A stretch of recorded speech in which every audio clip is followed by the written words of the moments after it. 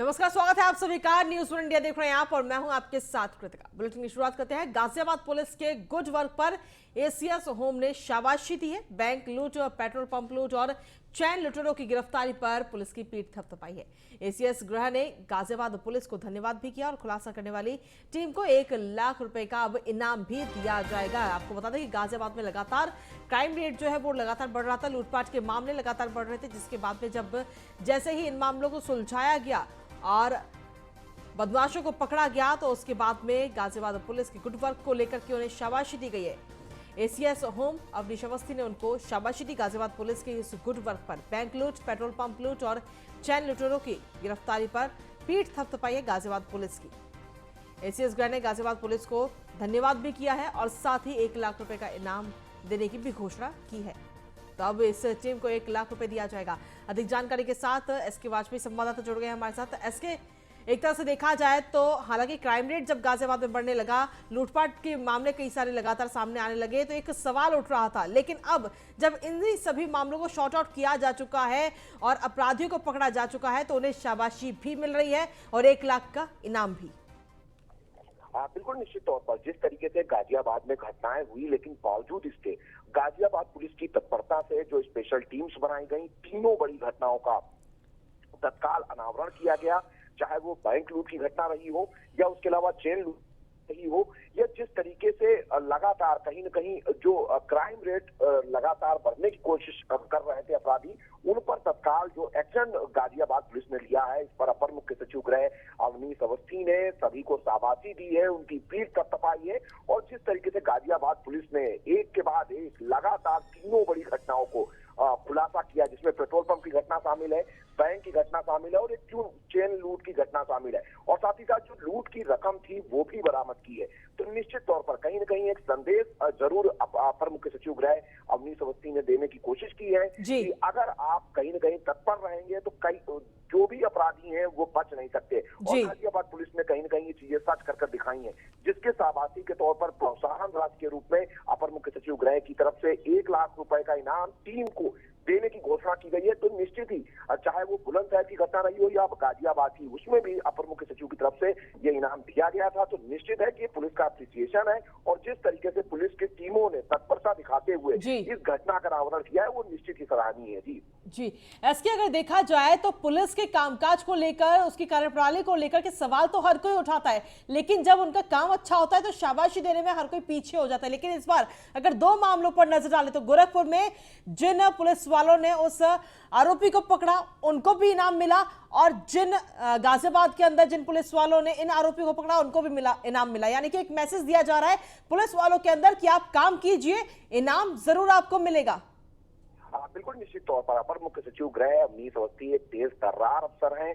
वो लगातार उत्तर प्रदेश की सभी घटनाओं पर सीधे तौर पर निगाह रखते हैं और जिस तरीके से पुलिस कर्मियों ने उनके निर्देशन में, क्योंकि लगातार वो चाहे गोरखपुर की घटना हो, बुलंदशहर की घटना हो या फिर गाजियाबाद की घटना हो, वो खुद सारी घटनाओं को देख रहे थे। और उसके बाद जिस तरीके से उनके निर्देश देने के बाद टीमों का गठन हुआ और तेजी के साथ इन घटनाओं का अनावरण हुआ और वो लोग पकड़े गए, जो रकम थी जो लूटी गई थी वो रकम भी बरामद हुई। तो निश्चित है कि अप्रिसिएशन बनता है। और जब पुलिसकर्मी कहीं न कहीं इस तरीके के गुड वर्क करते हैं तो निश्चित है कि एक संदेश भी बाकी पुलिसकर्मियों में जाता है। और प्रोत्साहन राशि के रूप में 1 लाख रुपए जो अपर मुख्य सचिव गृह की तरफ से देने की बात कही गई है, वो निश्चित है कि बाकी पुलिसकर्मियों के लिए जरूर एक प्रेरणा होगी कि अगर वो चाहें तो कहीं न कहीं कुछ भी असंभव नहीं है। जो भी अपराधी इस तरीके के अपराध करने की कोशिश अभी भी कर रहे हैं, उनके खिलाफ कठोर एक्शन लेकर एक संदेश जरूर बाकी के जिलों को और बाकी के पुलिसकर्मियों को भी दे सकते हैं। जी चलिए, बहुत बहुत शुक्रिया इसके तमाम जानकारी और अपडेट्स देने के लिए। और इसी के साथ खबरों में आगे बढ़ते हैं। भारतीय जनता पार्टी 42 साल की हो चुकी है। 6 अप्रैल 1980 को अस्तित्व में आई भारतीय जनता पार्टी ने एक लंबा सफर तय किया है और कभी 2 सीटों पर सिमटने वाली पार्टी अब प्रचंड बहुमत के साथ सरकार में है। और ऐसे में इस खास दिन को पार्टी ने और खास बना दिया है। इसी पर देखिए हमारी ये रिपोर्ट।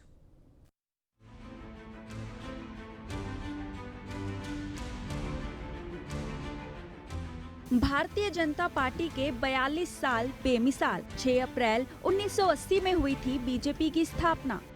2014 में पहली बार बनी पूर्ण बहुमत की सरकार। दुनिया की सबसे बड़ी राजनीतिक पार्टी भारतीय जनता पार्टी का 42वां स्थापना दिवस बेहद खास रहा है। इस खास मौके पर प्रधानमंत्री नरेंद्र मोदी ने कार्यकर्ताओं को संबोधित किया। इस दौरान बीजेपी दफ्तर में कार्यकर्ताओं की भारी भीड़ भी जुटी। पीएम ने बीजेपी की विशेषताओं का बखान किया, साथ ही ये भी बताया कि किन वजहों से बीजेपी का ये स्थापना दिवस महत्वपूर्ण है। कांग्रेस पर हमला करते हुए प्रधानमंत्री ने अपने संबोधन के दौरान परिवारवाद की राजनीति पर भी सियासी वार किए। साथ ही विपक्षी दलों पर वोट बैंक की राजनीति करने का आरोप भी लगाया। हमारे लिए राजनीति और राष्ट्रनीति साथ साथ चलते हैं। हम राष्ट्रनीति से राजनीति को अलग कर करके चलने वाले लोग नहीं हैं।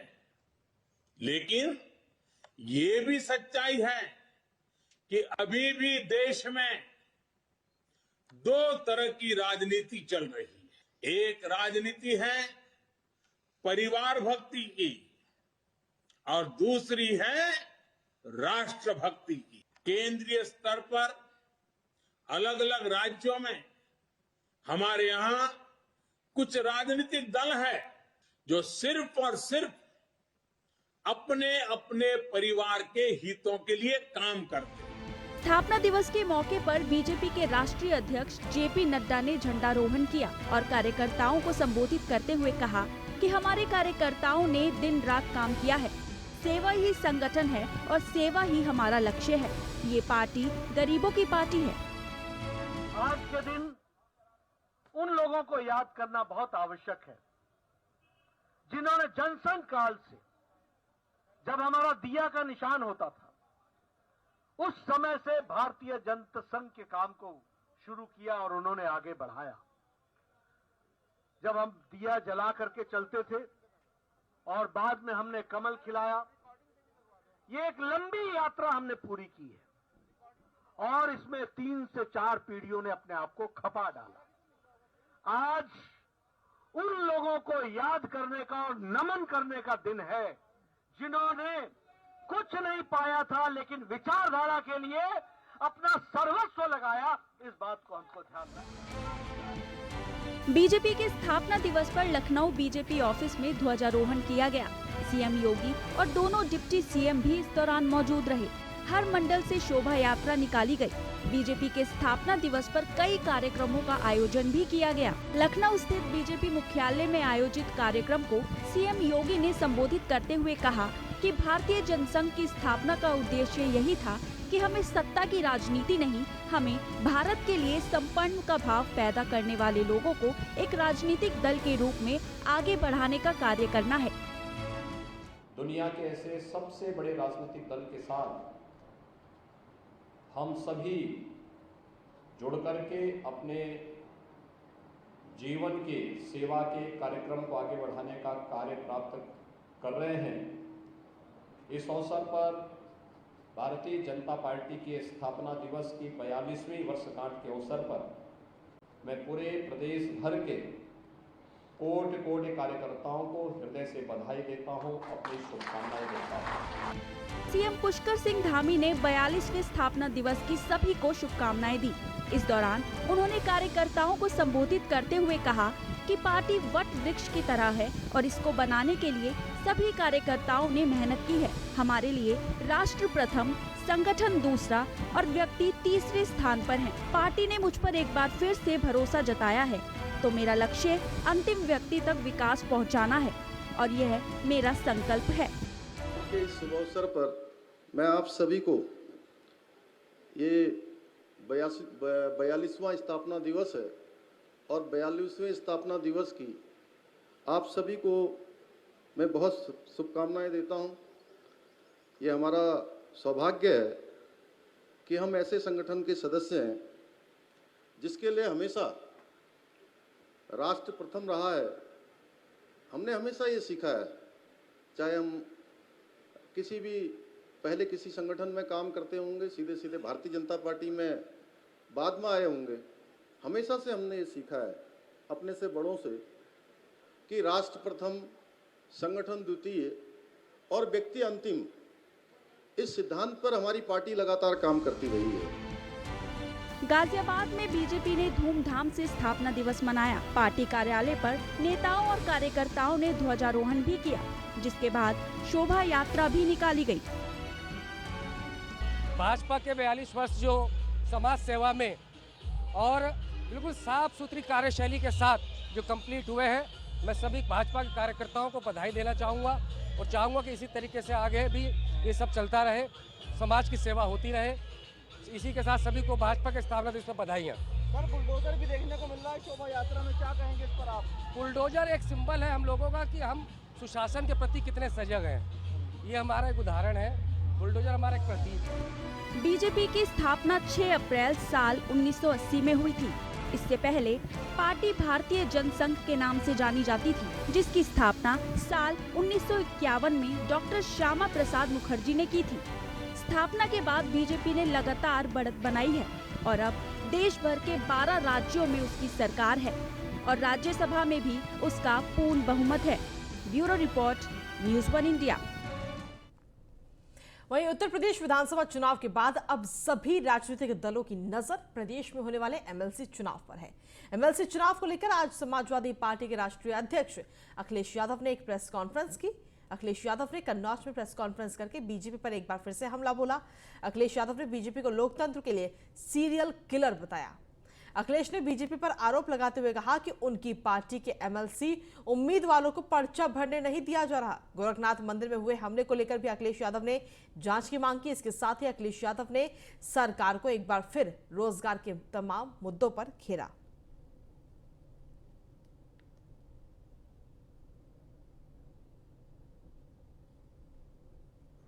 समाजवादी पार्टी की मांग कई बार रही है, जिन लोगों को नौकरी दी है कम से कम बताया जाए कि इनको नौकरी दी है। अगर 5 लाख का दावा है तो कम से कम कन्नौज में बताया जाए कि 5 लाख में कन्नौज के लोगों को इतनी नौकरी मिली है, फर्रुखाबाद के लोगों को इतनी मिली है, सहारनपुर के लोगों को इतनी मिली है, चित्रकूट के लोगों को इतनी मिली है, झांसी के लोगों को इतनी मिले। कम से कम जानकारी तो दे सरकार। और अगर जानकारी सरकार नहीं दे रही है तो आंकड़ों से खिलवाड़ कर रही है। समाजवादी पार्टी की मांग कई बार रही है, जिन लोगों को नौकरी। वहीं न्यूज़ 1 इंडिया के संवाददाता नीलेश चौहान ने कारागार मंत्री धर्मवीर प्रजापति से खास बातचीत किया और क्या कुछ कहा इस दौरान उन्होंने, आइए सुनते हैं। उत्तर प्रदेश सरकार में कारागार मंत्री धर्मवीर प्रजापति जी हमारे साथ बातचीत करने के लिए मौजूद हैं।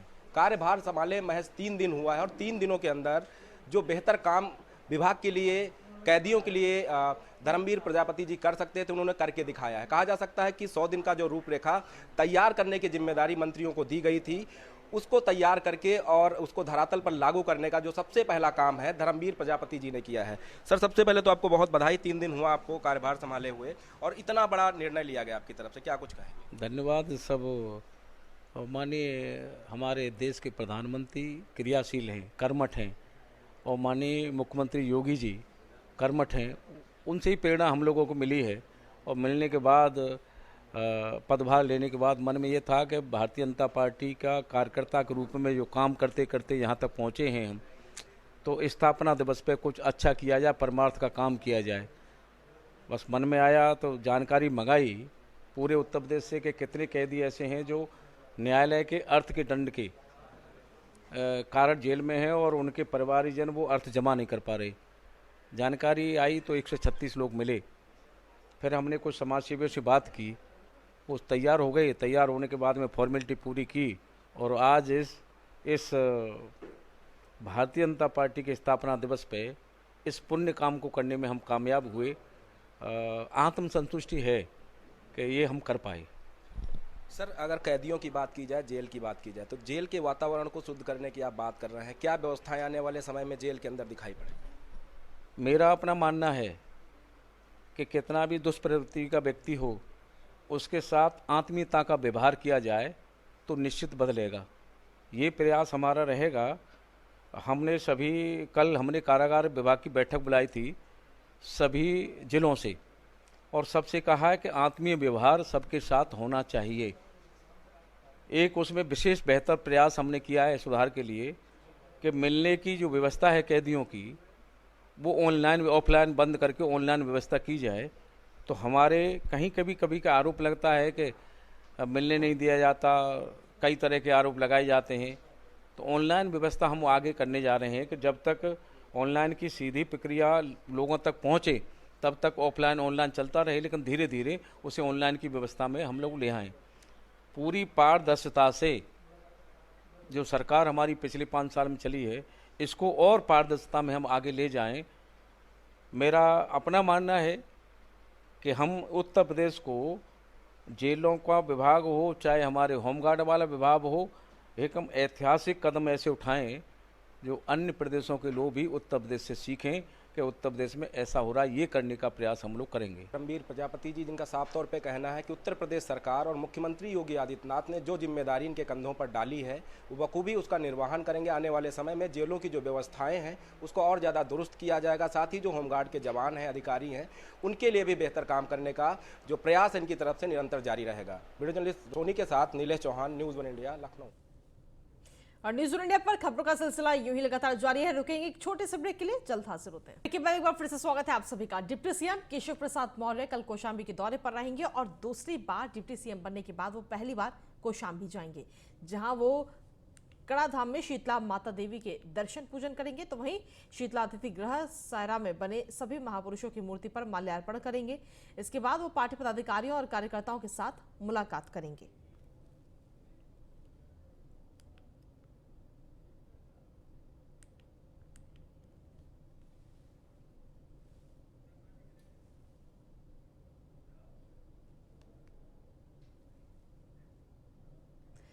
वहीं गोरखनाथ मंदिर में हुए हमले का मुख्य आरोपी मुर्तजा का कनेक्शन लगातार आतंक से जुड़ता हुआ नजर आ रहा है और मामले की जांच कर रही एटीएस की टीम ने देश के कई हिस्सों में छापेमारी के साथ मुर्तजा का नेपाल कनेक्शन भी निकाला है, जिसमें यह सामने आया कि इस साजिश के पीछे मुर्तजा की मदद कई जगह से कई लोगों ने की है।